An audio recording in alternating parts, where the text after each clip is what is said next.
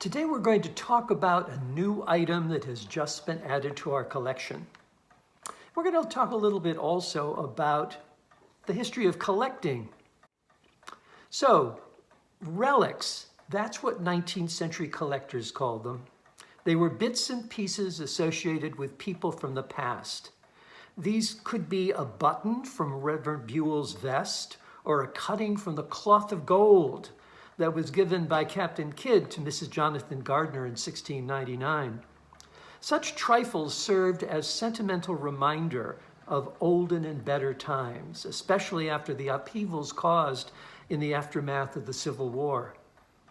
We have any number of relics in our collection. Some revolve around lost buildings, like the 1717 church that was pulled down in 1872 amongst some community discontent. A number of small whittled items, including a tiny cross, a miniature basket, a doll-sized spoon carved from the debris, came into our collection within the first year of the organization starting in 1921. Very recently, we acquired one of our most important relics, the chair that Reverend Lyman Beecher used when writing his sermons in his house on Main Street. Beecher bought an old house on a 5-acre home lot in 1800 for $800 and renovated it for his family. The house still stands. We know it as Village Hall.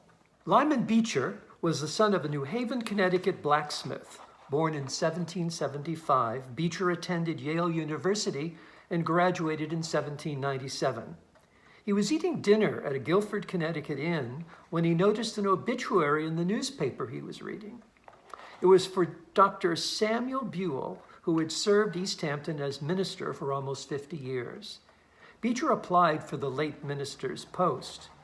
While he was waiting on Thanksgiving Day for passage from New London, Connecticut, a gentleman with a smile on his face stepped up and said, "This, I hope, is Mr. Beecher. I'm very glad I'm from East Hampton, and I will take you under my care. I am Mr. Samuel Mulford." Beecher was hired in 1798 before he was ordained. Lyman Beecher had been engaged to Roxana Foote of New Haven, Connecticut for 2 years before they married in 1799. When he brought Roxana to East Hampton, they stayed with Aunt Phoebe Gardner until the first of their 9 children was born. In 1800, they moved with their newborn into their house on Main Street. After a decade, he was still receiving a yearly stipend of $400 with no increase. Beecher felt he was not getting the financial support he deserved. Despite Roxana's running a girls' boarding school in their home, the family could not make ends meet. By 1810, the family was $500 in debt. Reverend Beecher gave his congregation fair warning that he would have to leave unless they increased his annual salary by $100. Only after he had accepted the Litchfield Congregational Church's offer of a yearly $800 and he announced his termination date was there any effort in East Hampton to retain his services.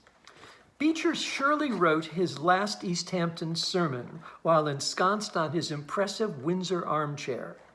Reverend Beecher's East Hampton flock must have been nervously perched on their pine plank pews when they heard Beecher say, "God is my witness that I have gravely desired and earnestly sought the salvation of your souls.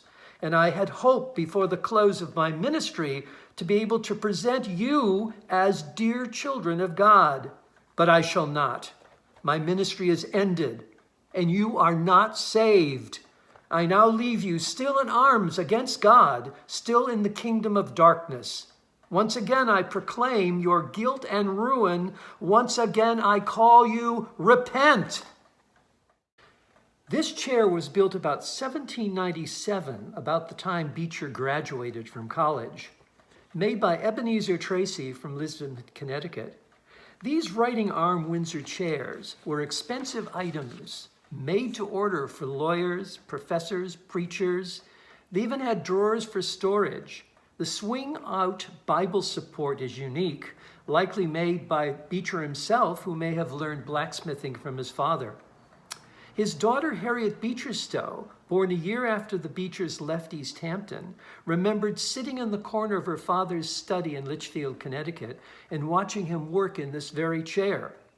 It traveled with the family from Lisbon, Connecticut, to East Hampton, New York, to Litchfield, Connecticut, to Boston, Massachusetts, to Cincinnati, Ohio, and then to his son Henry Ward Beecher's home in Brooklyn, where Lyman Beecher died at the age of 87.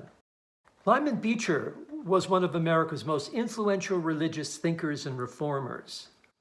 While he was in East Hampton, he became outraged by the duel between Aaron Burr and Alexander Hamilton. He felt dueling was tantamount to murder. Sitting in this writing armchair, he penned a sermon, The Remedy for Dueling, which he delivered on New Year's Day here in East Hampton's 1717 church in 1806. It was widely distributed in pamphlet form. In the script, he urged voters to pledge never to vote for anyone who supported dueling.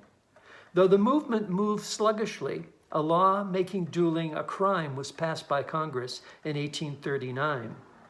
Amongst his accomplishments were the founding of the American Bible Society, the American Education Society, the American Sunday School Union, the American Tract Society, and the American Society for the Promotion of Temperance. Unlike his daughter, Harriet Beecher Stowe, he was not an abolitionist, but believed in gradual emancipation. By pure serendipity, an ad for a New Haven auction company appeared in New England Antiques newspaper last December. One of about 40 little pictures in the display was this writing armchair. I noticed it. I had no idea why I read the description, who knows, when I saw that the back of the crest had Lyman Beecher stencil on it. Well, as they say, the rest is history.